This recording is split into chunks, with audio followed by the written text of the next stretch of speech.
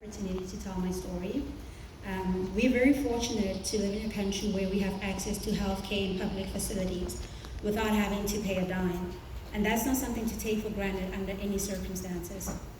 My intention for today is not to disparage, vilify, or crucify the public health sector and everyone involved in the decision making or the first-hand care and support of diabetics, but to raise awareness regarding what it's truly like to be dependent on the system. My hope is that my lived experience might help to identify key factors that may be contributing to the baffling and rising statistics of the disease mortality rate. On November 19, 2022, I walked into a doctor's office and after having been extremely ill for a couple of months, and that consultation changed my life forever. This marks 3 years since my diagnosis and navigating the public health system. I was in DKA when I was diagnosed, frail and weighing a mere 45 kilograms, so I was immediately admitted to Pretorius Hospital. The small clinic-like hospital unfortunately does not have an endocrinologist department, so I was treated as a type 2 diabetic and discharged without insulin, which led to my readmission almost 48 hours later, in a worse condition than I had initially come in.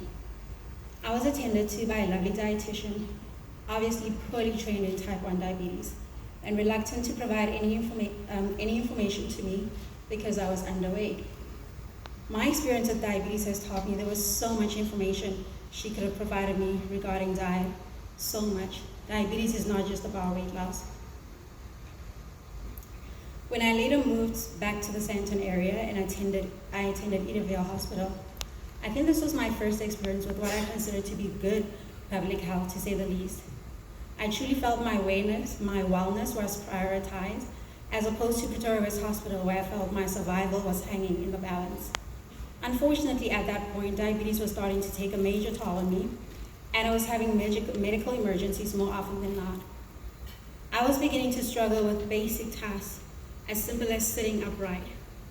I ended up losing my work contracts, my car, my home. I lost everything in life.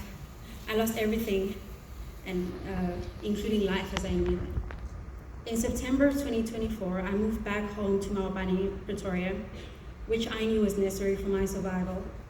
I continued to get worse, unfortunately, and it didn't help that I had to abandon my treatment at Edenvale.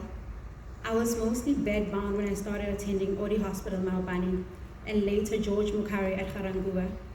I had several admissions at Odi Hospital, and at this time, I was a walking medical emergency. I was admitted in DKA again, and I remember that when I was so sick, when I was too sick to wake up and eat meals, I was not fed at all. But the insulin injections kept getting administered because of doctor's orders. So naturally, I had more emergencies in the hospital than I had at home.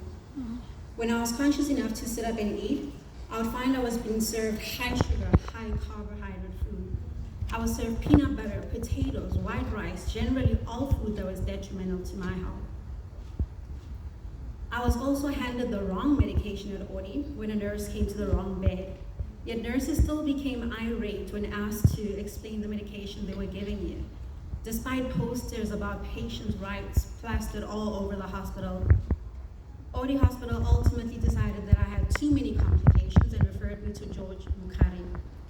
Dr. George Mukari, the specialist hospital where you don't get to meet the specialists. No beds, no meds, no support, no care. Nurses not being able to measure insulin in syringes. Doctors not showing up to check up on patients. And no replacement doctors to fill in either. Nothing. Extreme abandonment, extreme patient abandonment. Basically, a facade is created for visitors' peace of mind during visiting hours.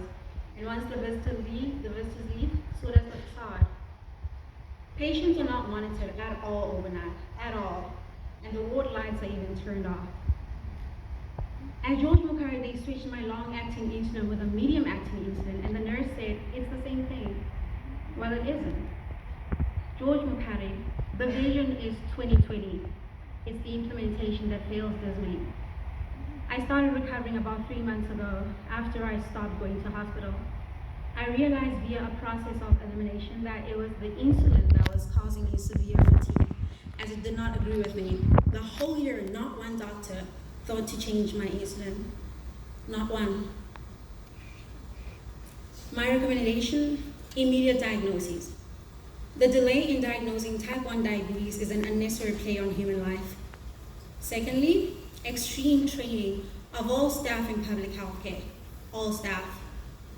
Thirdly, medical personnel should be held accountable for their words and actions, and there should be clear rules to lodge complaints against particular staff members, followed by harsh consequences. Millions rely on public health care, and we cannot afford such intentionally careless attitudes from those responsible for the survival of people in the most vulnerable states.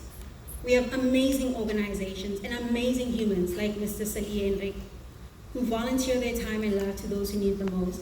May we not get failed at the doors of public hospitals. Thank you again for this opportunity, and I'm hopeful that with advocacy and having the layman's voice heard, next time this meeting is arranged, we will be confronted with improved statistics indicative of positive change. Thank you.